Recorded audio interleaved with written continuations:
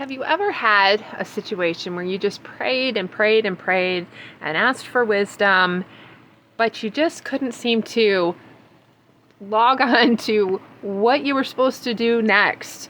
And you just get kind of stuck in that cycle of praying and praying, praying, and not actually taking action. Sometimes that happens. We're praying faithfully, but we're waiting for some neon sign or for lightning to strike before we take action, forgetting that God does expect us to do our part and to take action. Well, as we're looking at Nehemiah in our series, Nehemiah did something different. He definitely prayed. He waited, and then he took action. And that's what we're going to talk about today. Welcome back to the Biblical Planning for Women podcast. My name is Heidi Cooper, and we are going to be continuing our series through the book of Nehemiah because I found out years ago that Nehemiah has a treasure trove of wisdom for us as women who are seeking to build our homes and families on a strong biblical foundation. He was rebuilding Jerusalem. We are building our homes. So last week, when we started looking at the book of Nehemiah, he had found out that the walls of Jerusalem were broken down, that his fellow brothers back in Jerusalem were completely vulnerable in a very bad way, and he immediately went to prayer. He spent time first praising God. He spent time confessing his sin, the sins of his fathers. He reclaimed the promises that God had made to Israel. And then he did an interesting thing. And I'm going to just read this little phrase for you because I find it so fascinating. He asked God to bless his next step. And he said, "Give success to your servant today." Even though he didn't know what his next step was, he asked God to bless it and to give him success. And today, we're going to continue in chapter 2 and see how God did answer that prayer. I'd like to pick up in Nehemiah chapter 2, and I'm going to read verses 1 through 5 for you. And again, as I said in the last episode, if you have not had a chance to read through the book of Nehemiah, take a little time to do that. It is the most fascinating and encouraging story, and it's worth the read. I know you will be blessed by it. All right, Nehemiah chapter 2, I'm going to start at verse 1. In the month of Nisan, in the 20th year of King Artaxerxes, when wine was before him, I took up the wine and gave it to the king. Now I had not been sad in his presence. And the king said to me, "Why is your face sad, seeing you are not sick? This is nothing but sadness of the heart." Then I was very much afraid. I said to the king, "Let the king live forever. Why should not my face be sad, when the city, the place of my father's graves, lies in ruins, and its gates have been destroyed by fire?" Then the king said to me, "What are you requesting?" So I prayed to the God of heaven, and I said to the king, "If it pleases the king, and if your servant has found favor in your sight, that you send me to Judah, to the city of my father's graves, that I may rebuild it." And what is fascinating here is, as we know, Nehemiah had spent time in prayer, and he didn't just go directly to the king, but the opportunity presented itself for him to tell the king his need. The king noticed that he was sad, and the king asked, "What's wrong, Nehemiah?" Because Nehemiah was the cupbearer to the king. He was in his presence a lot. The king would have known his mannerisms. And the king opened the conversation. God was making the way for Nehemiah to get the help he needed to fix this problem. I think sometimes maybe we expect answers to prayer in a vacuum, but often he's going to work through people around us. And that's what we want to look at today, is that sometimes he will bring people into our lives, or he will use people in our lives that are already there to help us when we need it. Now, Nehemiah also was ready. He had prayed, and he asked God to give him success in what he needed to do, even though he didn't have the path completely clear yet. But he was ready. He was ready to act when the opportunity arose. So when the king asked, what are you needing? What do you want to do?" Nehemiah, he had an answer. He didn't say, I don't know. He had been working it out, and he was able to list everything he needed. In verses 6 through 8, he literally lists, I need this, I need this, I need this. In fact, let me just glance real quick and list some of them for you. He said, I'm going to need letters to the governors so that I can go through. I'm going to need a letter to go to the keeper of the king's force because I'm going to need timber. And then he even says, he said, I'm going to need for the wall of the city, for the house that he's going to occupy. So he knew what he needed, and he let the king know at this point. He was ready. So he needed permission. He needed letters. He needed timber.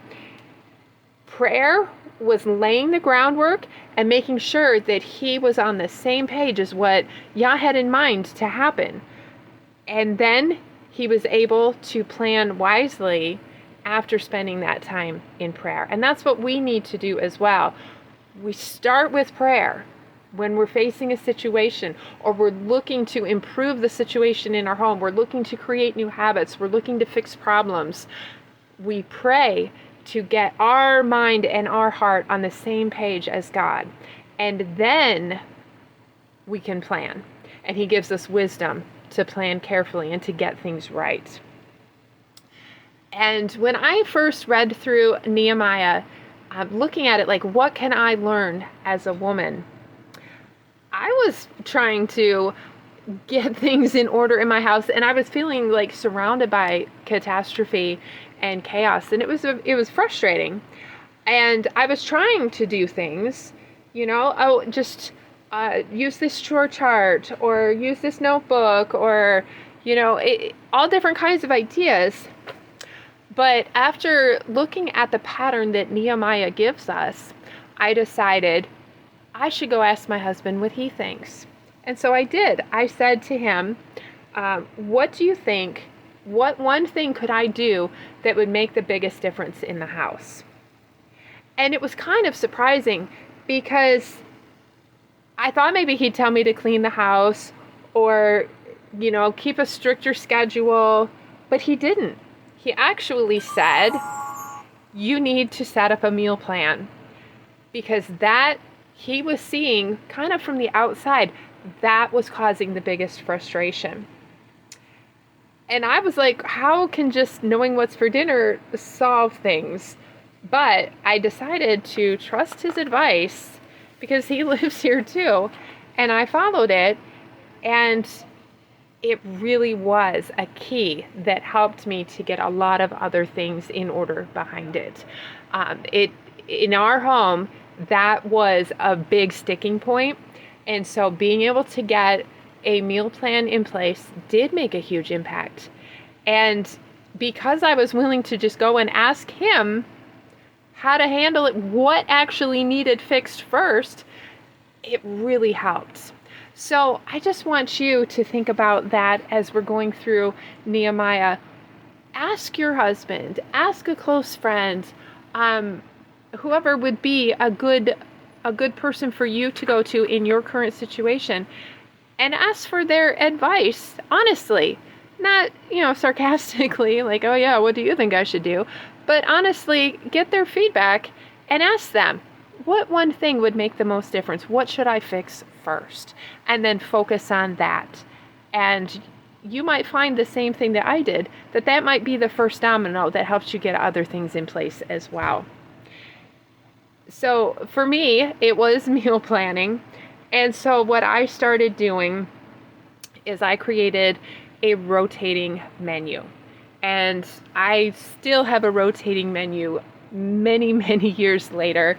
And I have advised women lots of times, if you are struggling in this area, I strongly encourage it, because the amount of stress that it gets rid of is incredible. When I was younger, married, the most dreaded question I could hear is, what's for dinner? Because I usually didn't know. So now that I have a rotating meal plan, and yes, it is weekly, my children actually grew up learning what day of the week it was based on what meal they had for dinner.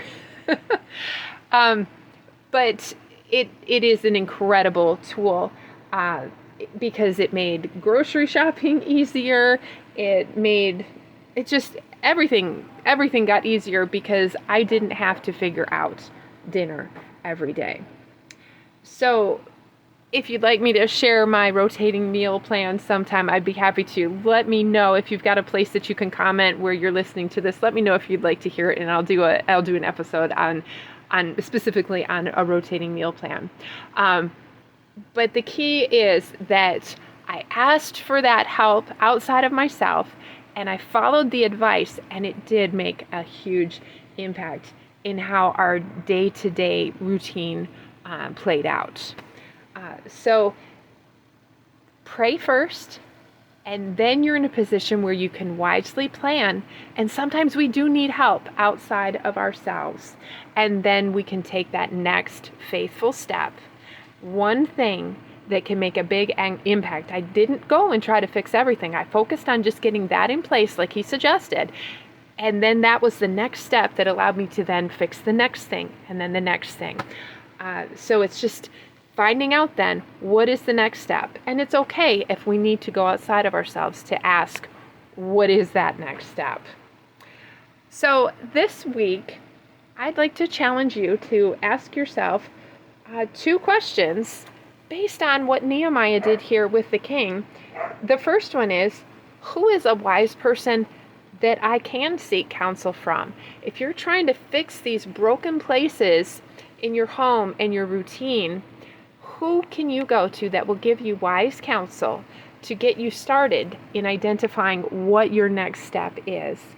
And if they gave you that piece of advice, would you be in the right heart place and humble enough to follow it? That's where starting with prayer goes a long way. So as you're praying, where do I need to fix? What do I need to do? Please give me wisdom.